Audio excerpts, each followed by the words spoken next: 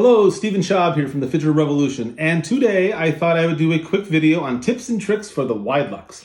I have an F7 Widelux that I absolutely love, and I noticed that online when I was looking at finding one of these cameras and doing research on this a few years ago, that there's not a lot of information on certain things like how to massage the shutter, why you should massage the shutter, what's banding and how to get rid of it, what causes banding, when should you properly change your shutter speed before or after cocking the shutter. And so today I thought I would take a few minutes and go over what I've learned about this camera and just sort of share it with you so you can hopefully, if you have a Widelux yourself or if you're thinking about getting one, you can maximize your usage with the camera.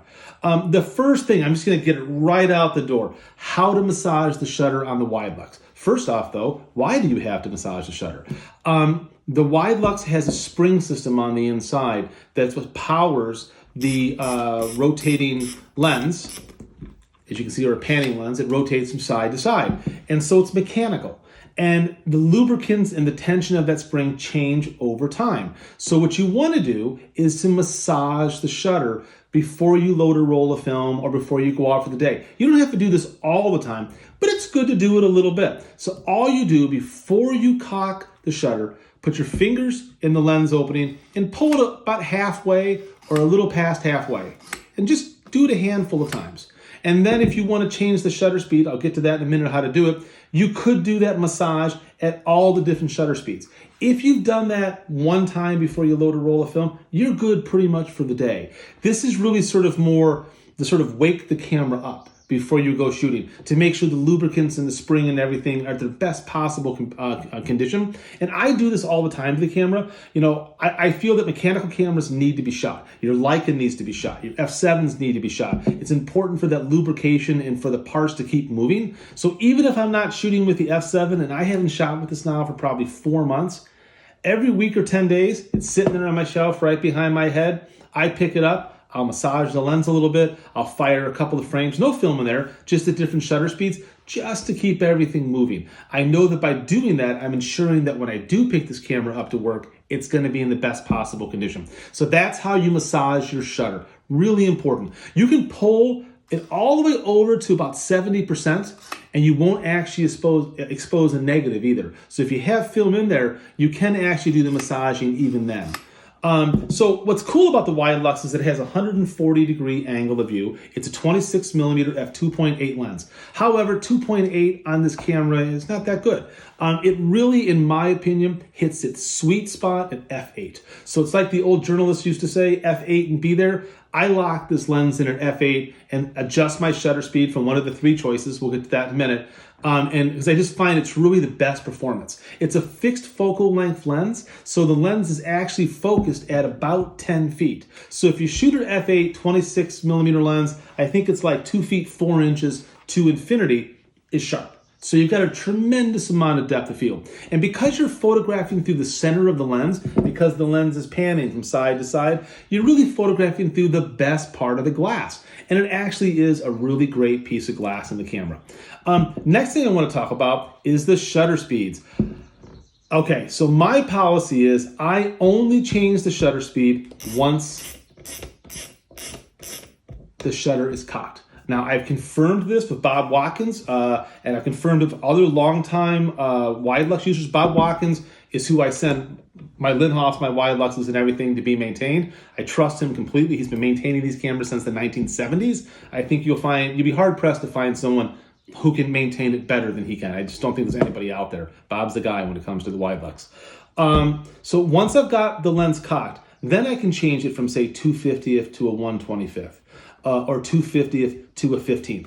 But if you've ever driven a manual car, a stick shift car, you know that you can accidentally put the car into another gear and you get that grinding noise.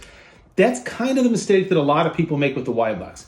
If I'm going from a 250th of a second to a 125th, and if I try to turn the lens, if it doesn't just drop into place, a lot of people try to force it into place. What you really should do is if it goes not quite in, go back to the older shutter speed and then try it again. And it might take 1 or 2 times, but it'll drop into place. There's little teeth in there, little gears in there. And if you're just trying to crank it into the other shutter speed, you're damaging your camera. You're causing wear and tear. So, tip for the shutter, off of the shutter speeds, always have the shutter cocked first. Don't go changing the shutter speeds until the shutter's cocked. And when you're going from one shutter speed to another, it should drop into place. If it doesn't feel like it's dropping, don't force it. Go back to the old shutter speed and try it again. It will drop in usually on the second attempt. Sometimes it goes in perfectly 90% of the time on the first one. But as I said, the mistake people make is they just force it, and that's a real problem. So that was tip number 2.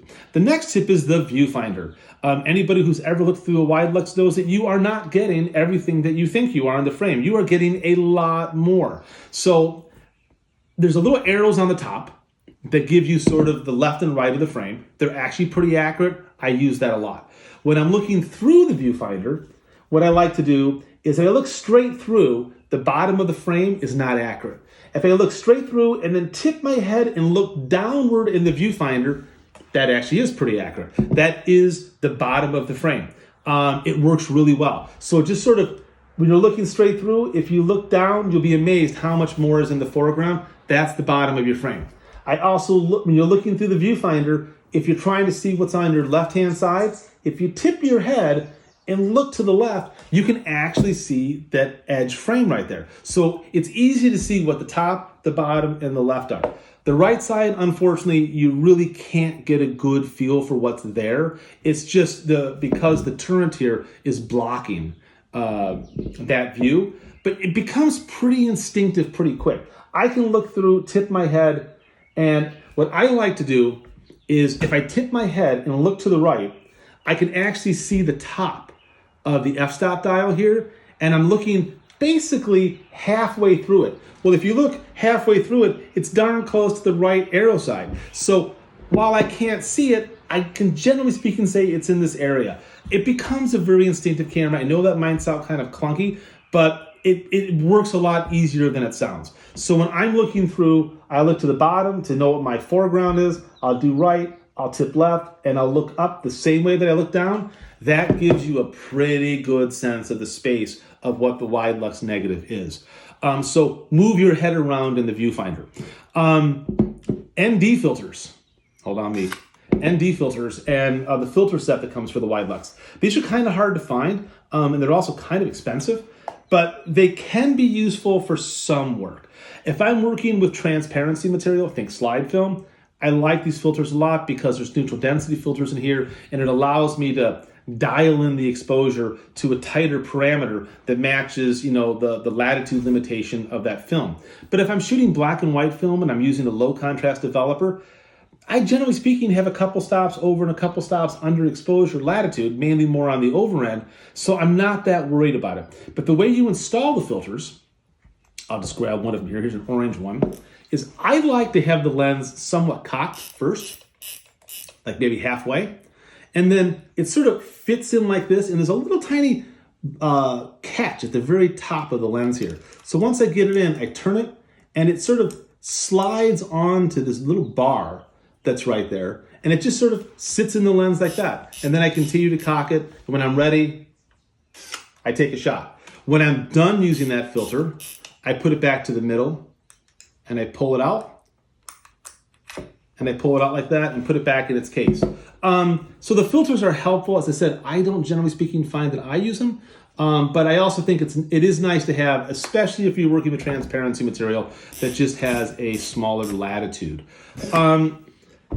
What else do I want to talk about? How to hold the camera. Man, I have seen some photos of people ridiculous. They're like this, doing all sorts of crazy shit. If you're holding this camera like this, you're going to have an amazing series of negatives of your hands. It's not the way you hold the camera. I like to hold it. Let me cock it so you can sort of get the full experience here. I like to hold it to where my thumb goes up the side and my hand is up underneath the bottom. Not sticking out too far, but up underneath the bottom. And then my other thumb is up underneath the bottom, and my fingers are on top like this.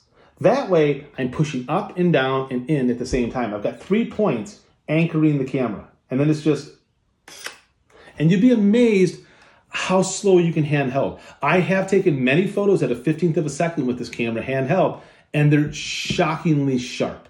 The last thing I want to talk about on this camera is some do's and don'ts. First off, don't shoot this camera in a snowstorm. Bad idea. Secondly, don't shoot this camera in a sandstorm. Bad idea.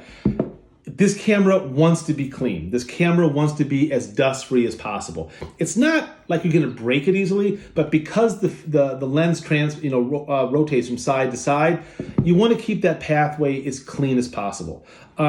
You want to keep the camera as clean and as well maintained as possible. And that's an important thing to understand about this camera. If you own a Widelux camera, you are going to have to get on a cycle of, I need to now send it in to have it serviced. Now, how often is that service?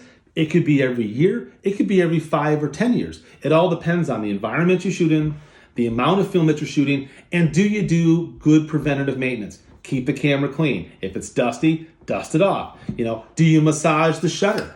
Massaging the shutter extends the life of this camera between CLAs tremendously. I can't overemphasize how important it is to massage the shutter. And once again, you massage the shutter before you cock the lens. There's no way to massage it once it's cocked. It's when it's just in a neutral position like this, you're just massaging the shutter. Besides for that, it's an absolute gem of a camera to work with. The scans are absolutely beautiful. If you're lucky enough to have one of these things, good for you. As I said, I really feel that the Widelux F7 is the best of the bunch, but they're just a real joy to work with, especially with, I hope, the tips and tricks that I shared with you today. Thank you very much for listening. Have a great day. Go shoot some film.